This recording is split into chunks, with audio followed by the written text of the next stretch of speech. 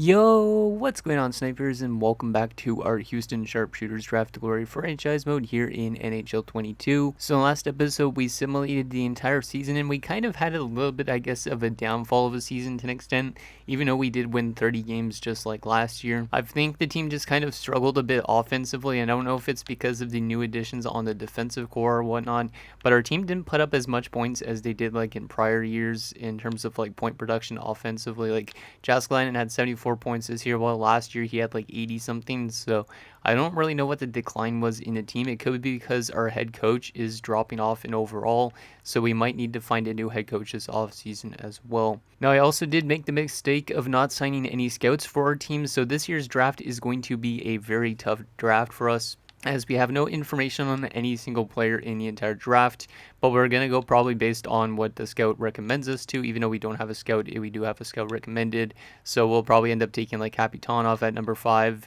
and that type of thing. But yeah, we know nothing about any player. We only know their point totals, so hopefully their point totals could help us in terms of actually having a solid draft. So first, before we get into the draft, we do have a few comments to go over. So the first couple are from Alien Pete. He says, sign scouts, don't forget, which obviously I do not want to forget that, because or else next year's draft is just going to be as difficult. And then he also says that's a nice little challenge, would be interesting to see who you get in the draft, adds another element of surprise. But yeah, don't forget the sign scouts. So yeah, I agree. It would be interesting to do a draft to glory with no scouts, because then you don't know anything about the players you're drafting, and you just have to go based on what you recommended. So that would be a nice little challenge to do for a series at some point. Not sure if I'll ever do that, but definitely it is an interesting element to this game. The next comment is from Jake Barabo. He says, best thing to do in my opinion is to go for some power forward wingers for that bottom 6. Will definitely help with your physical play and momentum. So yeah, we'll try and find some power forwards in this draft, not that we know really who's a power forward, who's a sniper, who's a playmaker, that type of thing. So next year's draft for sure, we would definitely will look for power forwards, but right now we can't really tell who's a power forward, unless I guess we go based off of like height and weight, which sometimes works out. Like for example, this guy might be a power forward because he's 6'3", 208. So I guess that's how we'll try and figure out who's a power forward, but some of them might end up being enforcers though, so I guess we'll basically just go off size for power forwards. Next comment is from Oxfan88. He says, this will be a tough draft, but I would go with Kapitanov just because he's the guy that's supposed to go 5th, and he's scout recommended. So yeah, I think with our 5th overall pick, we are going to go with Kapitanov just because he's supposed to go 5th. These other two look pretty good as well. Like we could definitely use a defensive prospect, and we could always use more center prospects, but Kapitanov's projected to be number 5, which means more than likely he's an elite player.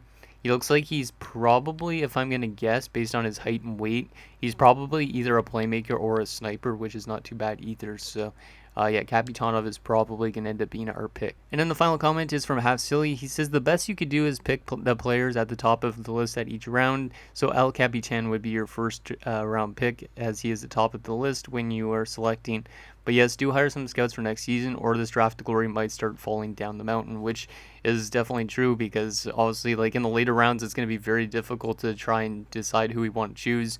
Like we might have to go off like the coolest name or the most points totals, that type of thing, in order to find like maybe the best prospects for us in those late rounds. So anyways, let's get into this draft and see what we could get, and then we'll get into the re-sign stage. And like I said, I think we might go for a new head coach. Even though our team is built around this head coach, our head coach is dropping down in overall, which is not a good sign, and that could also be the difference between us winning a lot of games and us losing a lot of games. So we probably will look for a new head coach as well. But yeah, let's get into this draft, see what we can snag up. As the Islanders have number 1, Philadelphia there, Seattle there, and Arizona. I think Philadelphia's had like a lot of lottery picks as of the last like 3 or 4 years with us. So Philadelphia is going to be a really good team at some point as well. But let's see what the Islanders take at number 1. They're going to take Almond, who's an 84 sniper, so that's a really good one for them. Yeah, this guy's going to be a stud of a shooter for sure. Philadelphia at number 2 is going to take another sniper in Tukinen, who's an 82. Also looks like a good shooter. So this draft might have a lot of snipers in it, who knows. Seattle number 3 is going to take Steckel, who's another sniper. Jeez. Okay. Yeah, this is definitely a sniper-heavy draft for the top 5, which means our pick might end up being a sniper as well. There you go. Arizona at number 4 is going to take Acton, who is a high top 6. It's kind of a random pick, but there you go. Solomon Acton. And that means at number 5 for us, we have a choice between Kapitanov and the other two, but we're definitely going for Kapitanov just because I feel like this guy probably is a sniper, but the only problem I have with him is his size. Like, he's only 5'8", and he's only 172 pounds. But we're definitely going to take him. Looks like he had a pretty good year in Russia.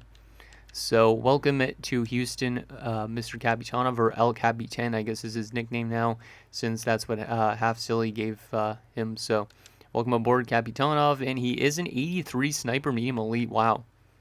So we just literally got the second best overall player in the draft at number 5. Wow. Okay, I was not expecting him to be higher overall than Tukio, Steckel, Acton. Damn. Okay, so we got a really good steal there at number 5. That's just great. And he does have X factors. He has off the rush, close quarters, make it snappy, and magnetics. So that's pretty nice. Hopefully this guy isn't going to demand too much money down the down the stretch, because if he does want a lot of money, we are going to have to end up letting go of some of our bigger name players to make more room for him. So, but yeah, Kapitanov, that's a pretty damn good pick. Let's move to our next pick in the second round, see if we can find a random steal here. So, scouts, who do they recommend us in this round? Oh, they don't really recommend us. Oh, they kind of do recommended late round players, so those don't matter too much. So I guess we're gonna have to decide between one of these 7 players here. So we do need defensemen, so I'm not opposed to getting a defenseman. This guy had 26 points. That's not too bad. Fowler also 27 points, but the OHL.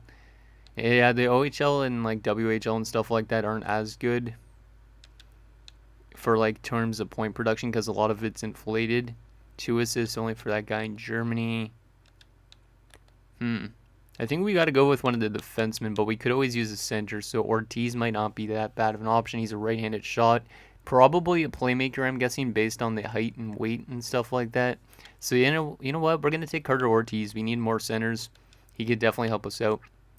And he's a top 6 playmaker, so that's not too bad. That's another solid prospect that could fill out our bottom 6 in the future, so I'll definitely take that. He will definitely play this upcoming season, so he can get as much growth as possible, I think. Our next pick in the third round, let's see if we could get something good defensively here. Maybe Dante Yip, since he's a right-handed defenseman. But he's probably end up going to be like a top 6 team, I guess. Or there's Terry Tucker, who has a cool name. Tom Meyer, an American playing in the WHL. And Dalton Rhodes, who's a 20-year-old sniper, potentially. So this guy's an overager, which is kind of interesting, which means he's going to have a higher overall, but his potential might not be that good. But in a way, that's a good thing to have, is a higher overall, because that could help us out in terms of depth scoring right out of the gate. But I think we need the defenseman. So I think we're going to either go with Yip or the 2 left-handers. I think we're going to go with Yip because he's a right-hander. And he's a big guy as well, which means he's probably a defensive defenseman, which we don't really have a lot of, I don't think. So, Dante Yip, welcome aboard. Let's see how good he is. And he's a medium elite. Holy shit. Okay, that is an amazing pick. Yo, what is this draft? We have no scouts, and we just drafted a medium elite 69 overall at 18 in round 3. This guy has no X factors, but this guy's legitimately a really good defensive defenseman. Wow.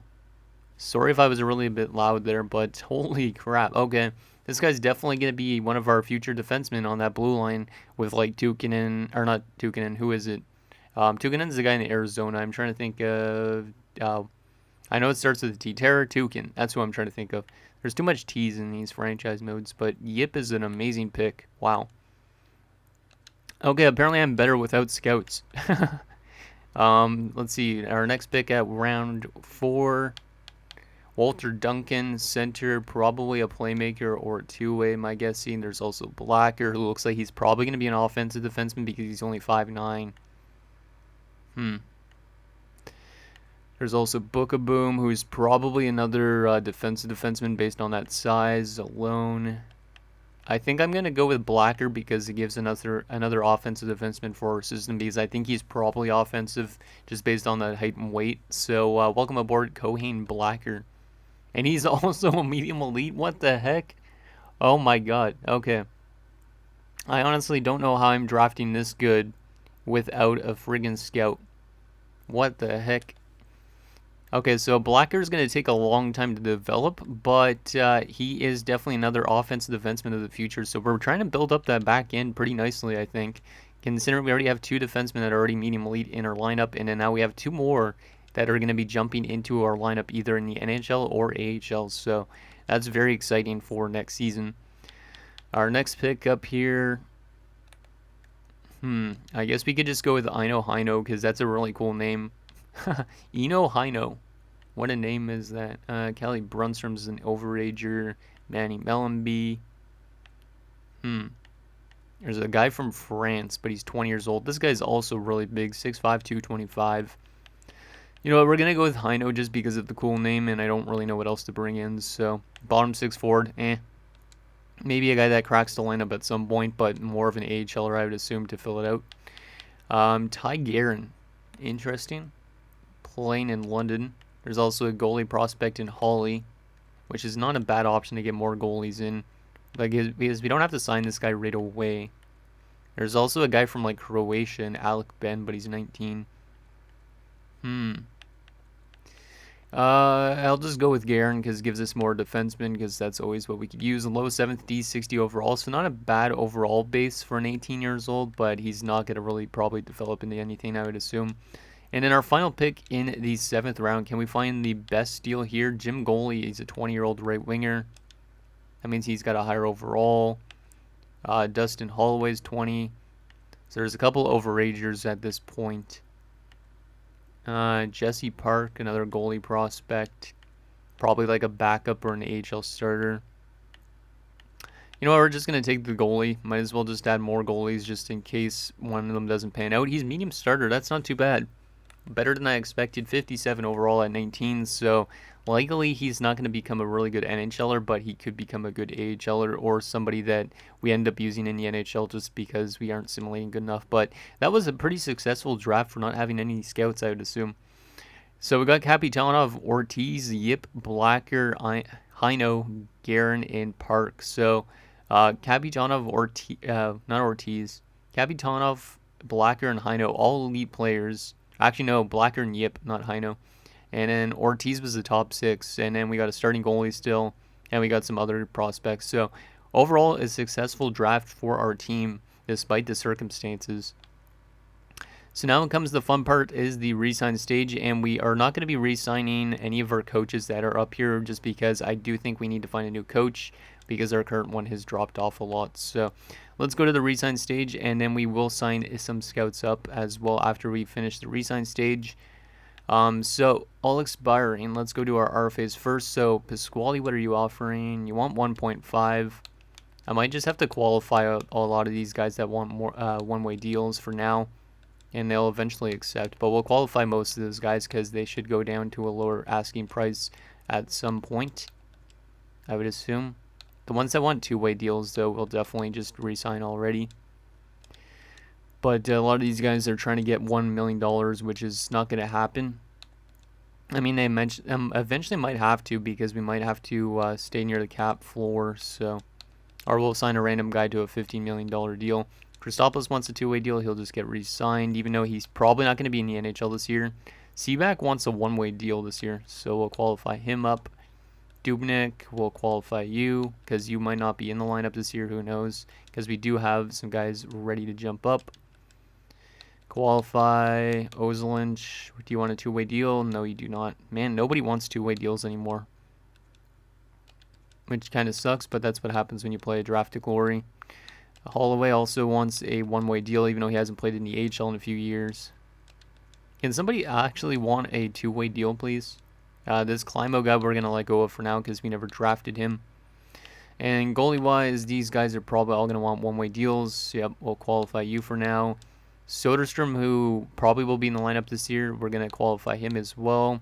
And Con, do you want a two-way deal? No, you do not. Nobody wants two ways. Nobody at all.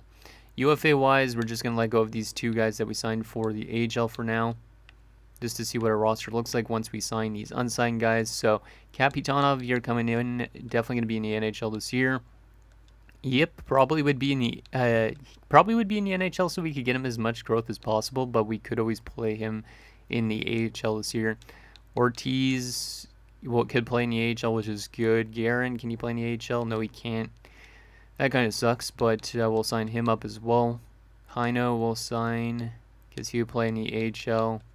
And then Blacker, who also has elite potential, can't play in the AHL yet, which is maybe a good sign that he'll get some development over in the W instead.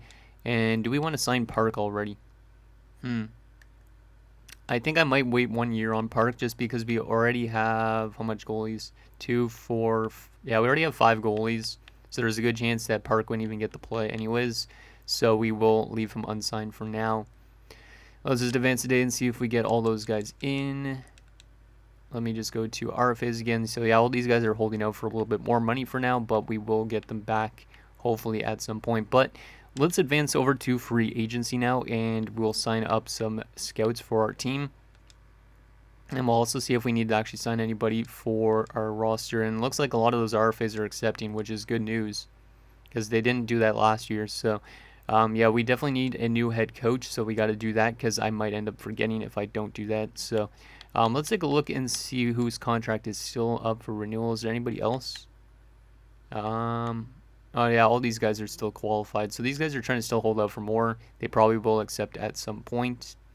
But let's take a look at what we had for our roster right now wise. So if we sort this by overall, we got 1, 2, 3, 4, 5, 6, 7, 8, 9, 10, 11, 12. Yeah, I think forward wise, let's see, 2, 4, 6, 8, 10, 12, 11. So we might need another 2 forwards for the AHL again. So we'll probably sign those guys we let go of. And defensively, we got 7 defensemen. We got a lot down there as well. We're good on defense, I think. And goalie-wise, we are definitely good at, I think, as well, once we get those guys signed. So I don't think we really need to sign that much. Maybe just 2 extra depth forwards to send down to the AHL that are going to make maybe $5 million each or $6 million each. And yeah, I think that's pretty much that. So let's get to first ourselves a head coach, and then we'll get ourselves some scouts before we forget. And then we'll get into signing those guys that we need for the AHL, and then we'll probably sim up to next season already and get our team edited in terms of lines and all that. So let's take a look at coaching staff, see what kind of coaches are out there. Because we definitely need a good head coach that fits our system. We do got around just under $2 million towards a head coach, so that's good. Let's see who is out there that fits our system well. Not really anybody. That's not good. Who is going to have a good scheme fit? Nobody actually, yeah, we can't really tell right now. We might have to wait till the start of the season till we actually have a full-on roster. Because right now there's nobody that matches our team. And it could be because our roster is not fully set. So we'll wait actually to the start of the season to assign ourselves a head coach. Just because right now we don't know who's going to be that head coach kind of guy. So we'll leave that for now. In terms of scouts, though, we need to sign up some scouts, quite a bit of them. So let's start off with the WHL. Get ourselves a good WHL scout. What's this guy's rating in a WHL? It's a B-, so no thank you. We want somebody with an A+. There's one, Hugo Methot. We'll sign you up. And then we need one for the OHL. OHL wise, there's another A+. We want to find as much A+ as possible for each league. QMJHL wise, there's another A+. And then we need a couple USA ones for each USA Central, West, and East. There's an A+ one. You could be USA West or Central. Doesn't really matter. This guy's good for Central, so we'll sign him up. And we just need one for the East, which this guy is good at. Then we will go to Europe. We need probably one for Sweden, Liga. Yeah, this guy's good for the SHL. That's good. We need one for Liga if possible. And we'll just go with one that's an A. It doesn't really matter if it's an A+ or not. So there's Allsvenskan doesn't really matter too much. The DEL definitely does to an extent. There's an A+ DEL one, and then we'll sign one up. Actually, wait. Yeah, we need an A+ DEL one, like this guy. And then we'll sign one for the Czech League, I think, as well. And we'll also definitely sign one for Russia. This guy works for Czech Republic, I think. Wait, yeah, A is good. So sign him up. And then we will sign one over for Russia, and I think that's all we really need to sign. Because Allsvenskan doesn't matter, NLA really doesn't matter that much. Actually, we could sign an NLA one. Yeah, I'll sign an NLA one, might as well. But Russia first. They will sign this guy for Russia. And we will assign one for the NLA. If there's one that works good, like this dude. Or this woman, I guess, because her name's Sophie. So that should be it for scouts, all we need. That's 12 scouts that are signed. Yeah, I think we're good on scouts. Because all of them should accept. So now that that is done, let's begin to sim to next season and see if those RFAs accept. And then we'll also see if all those scouts accept. And like I said, I think at the start of the season, we'll find ourselves a new head coach. Just because right now, we don't really know who has actually the best scheme fit, since all of them are like in their 40s right now. But once we get all these other guys signed in, it'll be probably closer to, I would guess, like the 70s or 60s. So all these scouts are accepting, which is good. And we'll actually have a draft class that we could actually read next year, even though we did good without them. And that is an interesting thing. Okay, I got to match this offer. So apparently, Stefan Soderstrom, who's never played an NHL game yet so far, was offered a contract by Nashville, which I was not expecting him to do that. So for 2 years at 1.27, so we will match that offer. Because Soderstrom needs to stay with his team because he is our best goalie prospect in terms of potential. But yeah, I was not expecting another team to offer him. And Jan Oslunch is also getting offered a contract by the New Jersey Devils. So once again, we're just going to match that offer, because that's what we're going to be doing with our prospects, because their prospects got to stay with our team for now until we have to let them go. Let's see what we got here. Okay, I think everybody almost is accepting, which is good, because then we'll have a full roster going into next season. Oh yeah, I was going to sign some guys for the AHL, god damn it.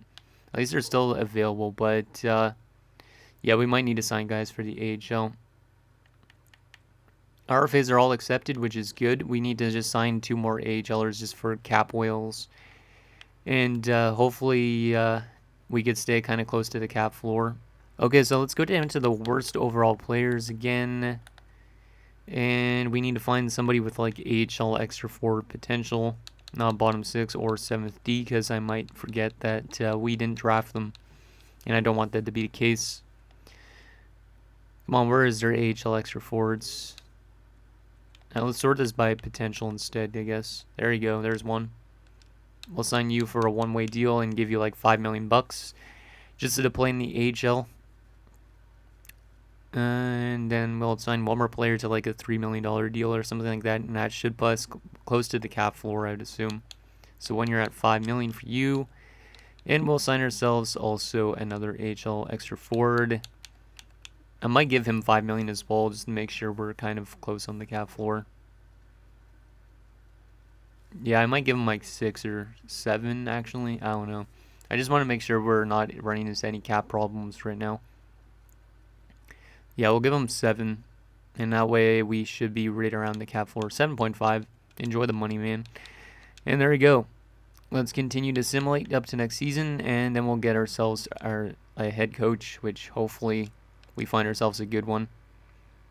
Hopefully there's one with like a good scheme fit. If not, we might have a bad year because of it. We won't look at the owner goals, and we will not look at our edit lines yet, because we do need to sign ourselves a coach so we could get the best out of chemistry as possible. So they made us have this boy Claire guy as our head coach. He's only got a 42% scheme fit, which is not good. But let's go and hire a head coach and see what we got here. 63s are pretty good. Anybody else above a 63? Claude Giroux is a head coach, huh? 40 years old. He's not bad rating-wise either. Claude Giroux for head coach. I'm not actually opposed to getting in Claude Giroux. Who does he utilize the best? Teratukin. He's not really good with Morales or Thornton is the only problem. So, 67. Chris Tanev is a head coach.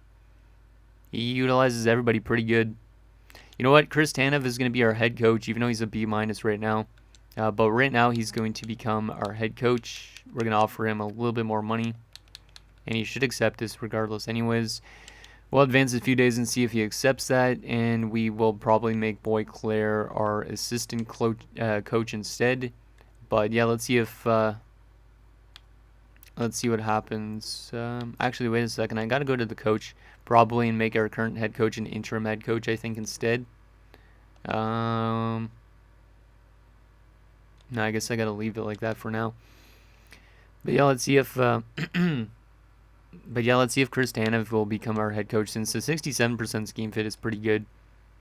And that might help us in stuff like that. And he's going to reject because he doesn't like the quality of the roster, which means we need to give him more money. Oh, I hate when coaches do not accept right away, because we might have to sim into the preseason a bit in order to get him and set up our lines properly. Where are you? He's an associate coach, right? He was quite far down. There he is. And yeah, we'll give him more money. We'll have him as our associate coach for now, but I'll promote him to the NHL head coach once he jumps in. Actually, I haven't been an associate coach, so I might not be able to put him that. I can make this guy my assistant coach. So I'll move this guy to assistant for now. Oh, man. Oh, wait, did I make that guy an AHL associate? I think I did, yeah. This guy needs to be an NHL associate, not an... There you go. Boom. Okay, that is good. And let's see if we get Chris Tanev now, because we need Chris Tanev in. Do not have the budget to sign them. Oh my god. Let's fire our $2 million guy in Parks for now, since he's a very expensive guy. And we will promote this guy to our NHL associate, not NHL associate, NHL assistant coach. And now we should be able to afford Chris Tanev, because apparently we needed more money. So let's go back to associate coach. And Chris Tanev is still there. That's good. We'll give him all that. And he will be our associate coach, but I will promote him right away to being our head coach and then bumping down that other dude. But yeah, we're going to have to sim a little bit into the preseason, which is okay. But yeah, at least we won't have to sim into the regular season. And Tanev is accepted. Perfect after one game in the preseason, which is an OT loss. But let's get Tanev in as the head coach, and then we'll adjust our lineup in going into the next season. So we will demote this guy to our, let's for now go to NHL associate coach, and then we will move Tanev up to our head coach, and then we'll move this guy down to our NHL associate coach, and that is good. Perfect. Okay, let's take a look at our lineup. We actually might have to sign some AHL coaches as well at some point, but chemistry is looking good so far. With Chris Tanev as our head coach, our forward core actually has chemistry throughout the entire lineup. But we will address the lines a little bit. So who is the best centerman on this line? So it's going to be Sidu, who plays center. Kapitanov over here, Korostin over there. I'm liking the looks of this team right now, chemistry-wise. Forster. And our team is definitely coming together in terms of overalls. Like, we're probably pretty close to being a playoff team at some point. It's defense that's a little bit questionable. Let's call up some players. If there's anybody I want to call up. Tursunbayev could be in the lineup, but he's not necessarily good enough. I'm going to call up Ozolinj because he's a 70 overall. And I'm going to send down Christopoulos. Even though Christopoulos is technically the better overall, he has worse potential. So that's the only change really we're going to make in terms of the lineup. Let's move or put in Ozolinj. See if we can get rid of that negative. We can. That's good. Reed Roach and Ty Dubnyk, I like that. Seaback, I don't really want to have guys in the NHL that are depth at the moment, but we will have to call them up if there is injuries. But I'm going to send these guys down for now, which are Seaback and Aegon, I think. So we'll send them down for now, just to make sure everybody is playing in the lineup. And yeah, we're going to have to throw some more of these AHLers in the lineup for next season, but let's just see what we got here going in the NHL. That all looks pretty good chemistry-wise. We might have to make some changes, who knows. Power play looks pretty good. No negatives. No negatives even on the penalty kill. Okay, Chris Tanev is definitely a very good pickup for this team in terms of coaching. And I don't think I'm going to make really any line changes going into next season right now. But so far, our season looks like it's going to be pretty good. First line of Morales, Jessica and Thornton. Second line, Kapitanov, Sidu, and Korostin. Third line, Forster, Pasquale, and Goldobin. And our fourth line of Lannon, Zubov, and Malhotra. Okay, that's good. Defensively, we got Teratukin and Hedman, Ozelich and Turris, and Dubnik and Roach. Definitely our defensive core is our weakest point right now, but we do got medium elite guys that we just drafted, so that's good. And goalies, it's going to be Soderstrom and Janssen. So Soderstrom making the NHL for the first time, which is good. And then in the system-wise, we do got a lot of prospects, but I'm not going to really name anybody out. But there is our team down there right now. I might make some lineup changes for next episode as well. But overall, guys, should be a pretty interesting season ahead of us. So anyways, guys, that's going to do it for this episode of our Houston Sharpshooters Draft to Glory. So in next episode, we will simulate the entire season. And yeah, hopefully this team could have a better season than last year and the year before where we had 30 wins. I'm assuming our team is going to get closer to 35 wins this year, but no guarantees at that. So let me know what you guys think down below, and I'll see you guys next time.